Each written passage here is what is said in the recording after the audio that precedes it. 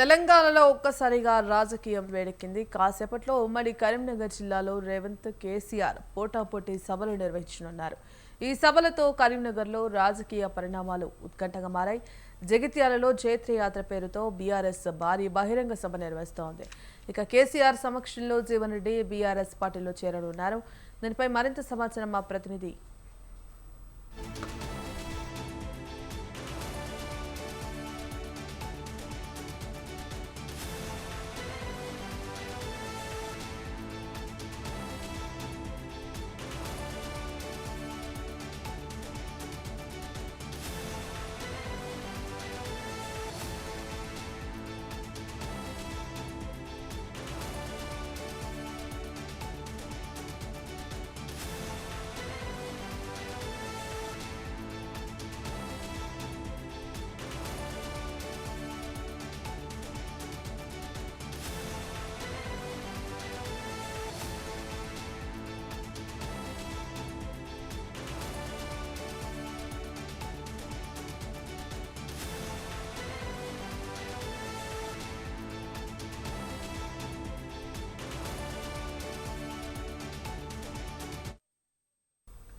తెలంగాణలో ఒక్కసారిగా రాజకీయం వేడెక్కింది. కాసేపట్లో ఉమ్మడి కరీంనగర్ జిల్లాలో రేవంత్ కేసీఆర్ పోటాపోటీగా సభలు నిర్వహించనున్నారు. ఇక ఈ సభలతో కరీంనగర్లో రాజకీయ పరిణామాలు ఉత్కంఠగా మారాయి.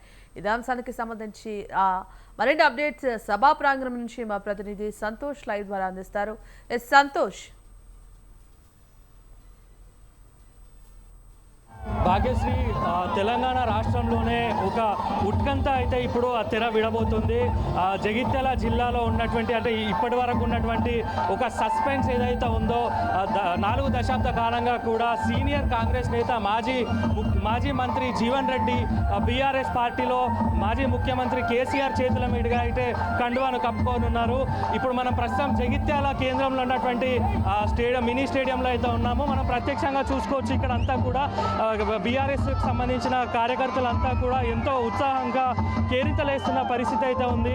ఇక్కడ అంటే తెలంగాణ సంస్కృతికి సంబంధించినటువంటి పాటలు ఇక్కడ వారు నృత్యాలు చేస్తున్నారు. వీళ్ళంతా కూడా కొంతమంది కార్యకర్తలు ఉన్నారు. ఇప్పటికే చాలామంది బీఆర్ఎస్ సీనియర్ నాయకులతో పాటు మాజీ మంత్రులు, ఎమ్మెల్యేలు కూడా ఈ సభ ప్రాంగణం వరకు అయితే వచ్చి పర్యవేక్షిస్తున్న పరిస్థితి అయితే ఉంది. అయితే ఉదయం నుంచి కూడా ఇక్కడ ప్రజా ప్రాంగణం వద్ద ఎంతోమంది కార్యకర్తలు, ఎంతోమంది నాయకులు అయితే వచ్చి ఇక్కడ ఉన్నటువంటి ఈ పరిస్థితులన్నీ సమీక్షిస్తున్న పరిస్థితి ఉంది. ఇక్కడ మనం చాలా మంది కార్యకర్తలు అయితే ఉన్నారు. ఎక్కడి నుంచి వచ్చారు ఏంటన్న విషయం అయితే తెలుసుకుందాం. అమ్మ చెప్పండి, ఎక్కడి నుంచి వచ్చారు మీరు? హైదరాబాద్, సికింద్రాబాద్ నుంచి వచ్చినాం. ఏంది అంటే చాలా ఎండ ఉంది, మీరు ఎందుకంత దూరం నుంచి వచ్చారు? అసలు కేసీఆర్ అంటే అభిమానం. తెలంగాణ అంటే కేసీఆర్, కేసీఆర్ అంటే తెలంగాణ. 40 సంవత్సరాలు జీవన్ రెడ్డి గారు ఎంతో అద్భుతంగా కాంగ్రెస్ పార్టీలో చేసినా కూడా రేవంత్ రెడ్డి అనేటైనా ఆయనకు విలువ ఇవ్వలేదు. కేసీఆర్ గారితో ఒక ఉద్యమ నాయకుడితో నా ప్రయాణం, దేవుడు నన్ను కేసీఆర్ దగ్గరికి పంపించిండు పని చేయమని చెప్పి ఈరోజు జీవన్ రెడ్డి అన్న కేసీఆర్ గారి సమక్షంలో బీఆర్ఎస్ కండువా కప్పుకోబోతాండు. కాబట్టి మేము చూద్దామని వచ్చినాం. అంటే చాలామంది కూడా బీఆర్ఎస్ పార్టీకి మాజీ మంత్రి జీవన్ రెడ్డి రావడం చాలామంది వ్యతిరేకిస్తున్నారు. దాన్ని ఎట్లా చూడొచ్చు? కాంగ్రెస్ పార్టీ ఫస్ట్ అయితే నేను చెప్తా, రేవంత్ రెడ్డి పుట్టింది కాంగ్రెస్ పార్టీ నుండి వెళ్ళి కాదు. ఆయన టీడీపీకి వెళ్ళి మళ్ళీ టీఆర్ఎస్కి వెళ్ళి కాంగ్రెస్ పార్టీకి వచ్చి ఎవరైతే పుట్టుకతోటే కాంగ్రెస్ పార్టీలో ఉన్నారో వాళ్ళనే బయటికి పంపిస్తాండు. ఒక్కొక్కరిని లైన్గా. కాంగ్రెస్ పార్టీ వాళ్ళకి చెప్పే అధికారమే లేదు. వాళ్ళ నికార్సైన ఫస్ట్ నుంచి ఉన్న కార్యకర్తలనే బయటికి పంపించేస్తాడు, నాయకులనే బయటికి పంపిస్తాడు, బయట వాళ్ళ లోపల తీసుకొని వచ్చి పెడతాడు.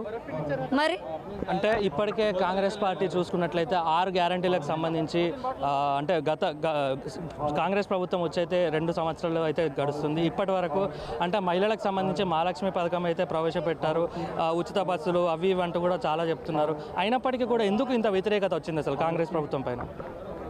ఒక్క ఫ్రీ బస్సు పెట్టిండు. 4 గంటలకు ఒక్క బస్సు పల్లెవేలుగు వస్తుంది. 2-3 బస్సుల లెక్క మహిళలు ఒక్క బస్సులు ఎక్కుతారు. బస్సు టైర్లు ఊసిపోతాయి. ప్రమాదాలు సంభవిస్తే ఎవరు బాధ్యత?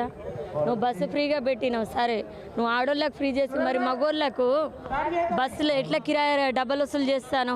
మొన్న ఏమంటాడు అన్నంటే 10,000 కోట్ల రూపాయలు ఏదో మేము మహిళలకు ఆదాయం చేస్తామంటారు. మరి మొగోళ్ళ జేబులో గండి కొట్టిన పైసలు 10,000 కోట్లు ఎక్కడ పోయినాయి చెప్పారా ఈ లెక్కలు? 500 గ్యాస్ సిలిండర్ అన్నారు, ఎవరికి వచ్చింది? 2500 అన్నాడు, ఎవరికి వచ్చింది? 4,000 పెన్షన్ అన్నాడు. ఓ కేసీఆర్ అది 1,00,000 రూపాయలు ఇస్తాడు, నేను తులం బంగారం ఇస్తాను అన్నాడు. ఎక్కడిచ్చిండు? ఇనుము కూడా ఇయ్యాడు ఆయన. ఎందుకంటే కేసీఆర్ అంటే తెలంగాణ అడగని అమ్మాయిని అన్నం పెట్టదు, కానీ అడగకుండానే కేసీఆర్ గారు అద్భుతమైన పథకాలు తెలంగాణ బిడ్డలకు అందించారు. 10 సంవత్సరాలు కడుపులో పెట్టుకొని తెలంగాణ బిడ్డలను కన్న బిడ్డలాగా చూసుకున్నారు. అంటే బీఆర్ఎస్ హయాంలో దశాబ్ద కాలంగా కూడా 10 సంవత్సరాల కాలంగా బీఆర్ఎస్లో అవినీతి జరిగింది, ఆరోపణలు చాలా వచ్చాయి. అందుకే చాలామంది బీఆర్ఎస్ పార్టీలో ఉన్నటువంటి చాలామంది నాయకులు కూడా అరెస్ట్ అయ్యారు. అందుకోసమైన బీఆర్ఎస్ పార్టీ తెలంగాణ రాష్ట్రంలో ఓడిపోయింది. వారికి ఉన్నటువంటి అహంకారపూరితమైనటువంటి ప్రభుత్వం వల్లనే బీఆర్ఎస్ పార్టీ ఓడిపోయింది. అందుకే కాంగ్రెస్ పార్టీ వచ్చింది. ఇంకా వచ్చే అవకాశం లేదంటున్నారు మరి ప్రజలు. దానికి మీరేమంటారు? నేను ఒకటే చెప్పాను, ఫస్ట్ అయితే బీఆర్ఎస్ పార్టీ ఎట్లకన్నా మళ్ళీ వస్తుంది. ఎక్కడ కూడా హైదరాబాద్లో కానీ సరౌండింగ్లో ఎక్కడ బీఆర్ఎస్ పార్టీ ఓడిపోలేదు. హైదరాబాద్ మొత్తం బీఆర్ఎస్ పార్టీనే వచ్చింది. 1-2 డిఫరెంట్ తోటే బీఆర్ఎస్ పార్టీ ఊర్లలోనే ఓడిపోయింది. కానీ ఫస్ట్ ఊర్లలో బాధపడ్డదే రైతులు. ఆ రైతులకు రైతు బంధు ఎగ్గొట్టి, అర్థమైందా? లగెత్తుకెళ్ళండి, 2 లక్షలు రుణమాఫీ తీసుకోండి, వచ్చినెంబటే నేను సంతకం పెడతా, 2 లక్షలు రుణమాఫీ చేస్తా అని చెప్పి చేసిండా? పంటకు గిట్టుబాటు ధర పెడతానన్నాడు, బోనస్ ఇస్తానన్నాడు, ఇచ్చిండా? రైతు బంధు ఇస్తానని చెప్పిండు. అరే నువ్వు 10,000 ఇస్తాను, 15,000 ఇస్తానన్నాడు, ఇచ్చిండా? ఈయన మాటలు నమ్మి రైతులు ఓటేసినందుకు ఫస్ట్ కేసీఆర్ గారు ఓడిపోతారనేసి వాళ్ళు అనుకోలేదు. అనుకోకుండా ఓటేసి కేసీఆర్ గారు ఓడిపోయినప్పుడు ఫస్ట్ ఏడ్చింది రైతు ఊర్లోళ్ళే. ఆ ఎమ్మెల్యేలకు ఏదో అట్లా ఉండి వాళ్ళు వచ్చేసిండ్రు, కానీ ఫస్ట్ అయితే బాధపడ్డదే రైతులు. మళ్ళీ ఆ రైతులే మొన్న స్థానిక సంస్థ ఎన్నికల్లో బీఆర్ఎస్కి సగానికి సగం మళ్ళీ వచ్చినాయి. అంటే ఏమన్నాడు రేవంత్ రెడ్డి?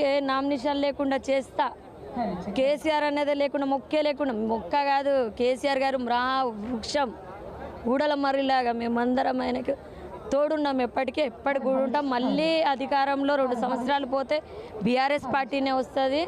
జగిత్యాల ఉమ్మడి కరీంనగర్ మొత్తం మళ్ళా గులాబీ కండువా, గులాబీ రంగే ఉంటుంది. ఓకే, ఇక్కడ మరికొంతమంది మన బీఆర్ఎస్కి సంబంధించినటువంటి కార్యకర్తలు అయితే ఉన్నారు. వాళ్ళని అడిగి తెలుసుకుందాం.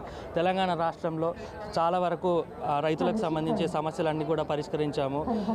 కాంగ్రెస్ పార్టీ ఇప్పటికైతే చాలామంది సమస్యలు కూడా పరిష్కరించామంటూ కూడా చెప్పుకుంటూ వస్తున్నారు. అయినప్పటికీ కూడా చాలా వరకు వ్యతిరేకత ఉంది. దాని మీద ఏం చెప్తారు అసలు? ఇప్పుడు అందరికి రైతులందరికీ అన్ని విధాలుగా అన్ని చేసినామని చెప్పుకునే కాంగ్రెస్ గవర్నమెంట్ ఏ విధంగా కనీసానికి రైతు బంధు కానీ రైతు బీమా కానీ ఏది ఒక నిర్దిష్ట సమయంలో వేయలేదు.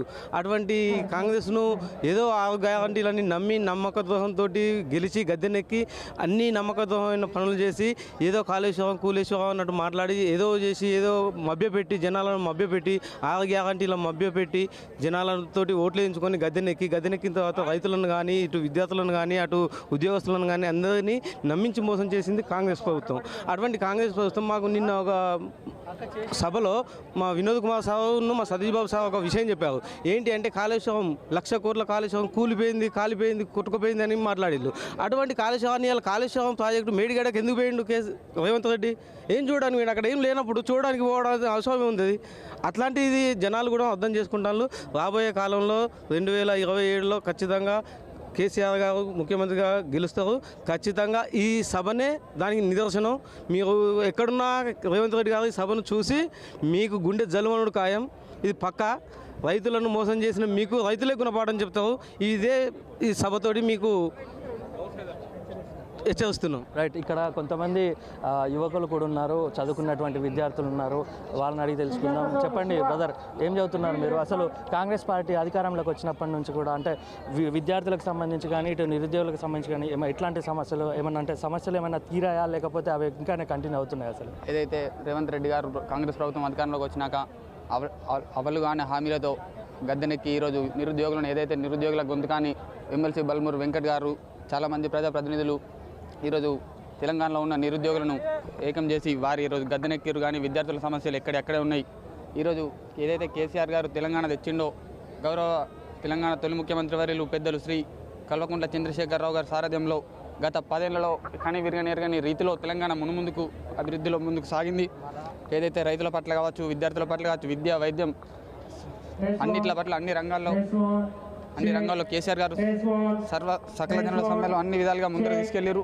తప్పకుండా ఈరోజు ఏదైతే జగిత్యాలలో మనందరం చూస్తూ ఉన్నాం, దాదాపు సుమారు 1,00,000 మందిగా ఏదైతే మాజీ మంత్రి గౌరవనీయులు శ్రీ తాటిపత్రి జీవన్ రెడ్డి గారు ఆయన నాయకత్వంలో పనిచేయడానికి ఈరోజు తన వెన్నుంటే నడిచే కార్యకర్తలందరినీ తిరిగి కేసీఆర్ గారి సారథ్యంలోనైతేనే తెలంగాణ బాగుంటుందని, ఏదైతే కేసీఆర్ గారితోనే బంగారు తెలంగాణ సాధ్యమని మరొకసారి నమ్మి కేసీఆర్ గారి నాయకత్వాన్ని బలపరచడానికి ఈరోజు జగిత్యాల గర్జనపై ఇక్కడ శ్రీ జీవన్ రెడ్డి గారు కేసీఆర్ గారి నాయకత్వంలో మరికాసేపట్లో గులాబగుట్టికి చేరబోతున్నారు. ఇది యావత్ తెలంగాణ వైపు చూసే రోజు ఈరోజు తప్పకుండా దీన్ని చూస్తే యావత్ తెలంగాణకు అర్థమవుతుంది. రాబోయే రోజుల్లో బీఆర్ఎస్ఏ 2028లో కల్వకుంట్ల చంద్రశేఖరరావు గారు తప్పకుండా ముఖ్యమంత్రి అవుతారు.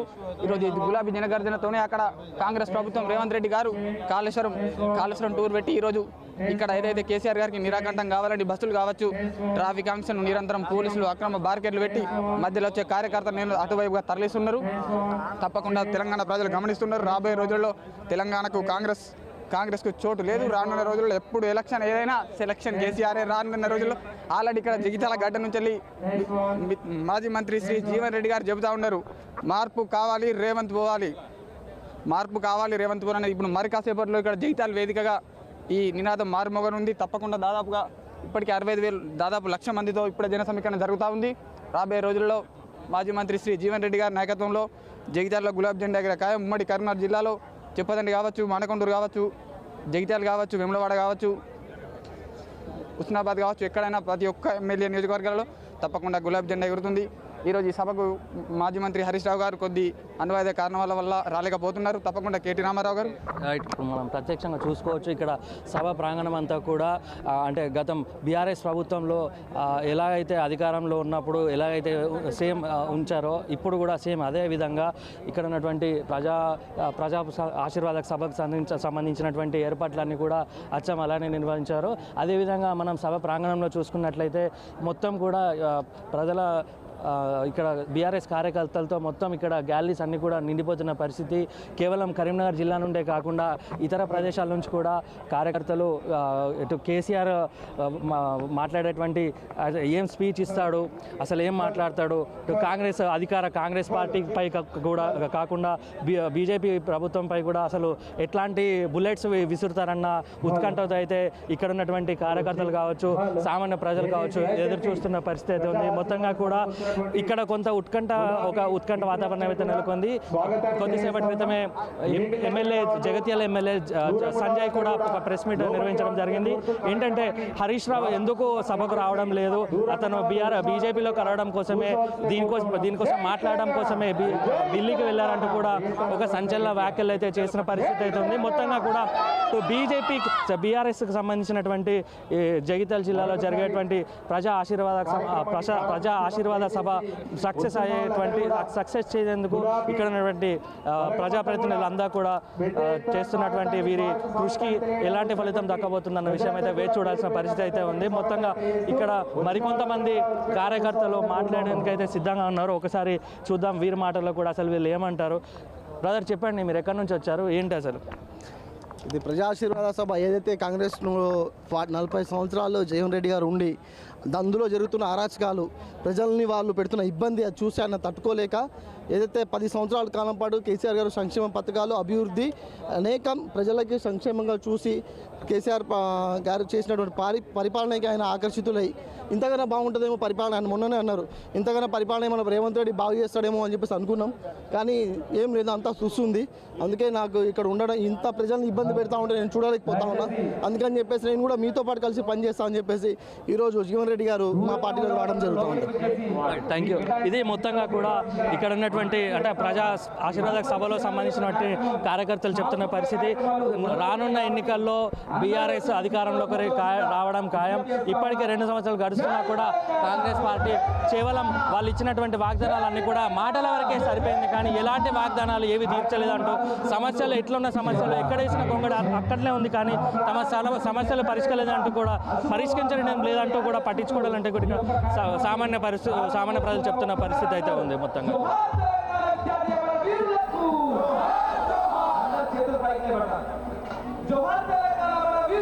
Right, thank you Santosh.